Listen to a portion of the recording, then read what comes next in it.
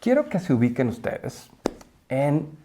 lo que estaba pasando en el mundo en la segunda mitad del siglo XX. Vamos a plantear un mundo en el cual acaba de salir de la guerra, la Segunda Guerra Mundial,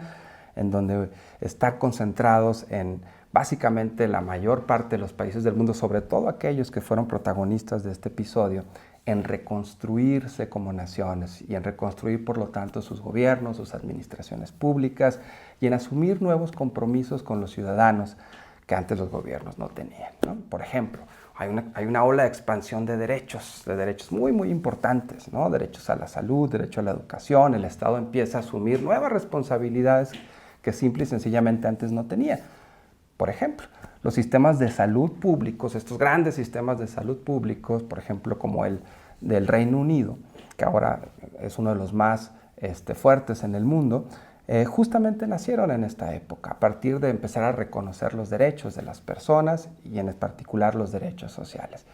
Uno de los efectos es que los gobiernos y las administraciones públicas empezaron a ser más grandes, más complejos y empezaron justamente a tener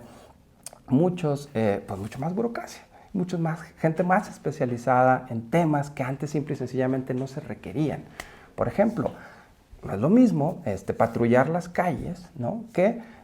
identificar una solución razonable para cuáles son las principales causas de enfermedades que van a tener las personas en función de su edad y a partir de ahí tomar responsabilidades en el gobierno para atenderlas. En fin, empezaron a crecer de manera muy importante las responsabilidades de los gobiernos y también los gastos. Nace por un lado los estados de bienestar y por otro lado nacen también lo que ahora conocemos, la experiencia fallida que ahora conocemos de los países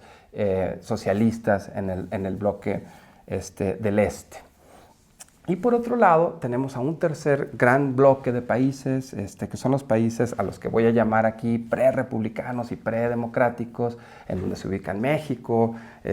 y los países de América Latina, junto con otros más del mundo, en donde pues, prevalecen una serie todavía de retos importantes en torno a la cobertura de derechos, pero también a las responsabilidades justamente de los gobiernos para con los ciudadanos. Pues bueno, independientemente de cuáles eran la forma de gobernar y de cuál fuera el tipo de gobierno y de responsabilidades públicas y los alcances que tenían en cada uno de estos tres regímenes, todos ellos compartían algo que les era común a los tres: una concepción sobre la sociedad en donde se le veía como un ente amorfo, como un ente llamado a ser gobernado, controlado, como parte del problema de lo que entonces se le conocía como la gobernabilidad. Cómo poner orden en una sociedad compleja, a veces plural, pero el reto que tenían justamente y la forma en la que abordaban el patrón de gobierno era justamente pensar a la sociedad como eso, como un problema, ¿no? Ese era el elemento común en ese momento.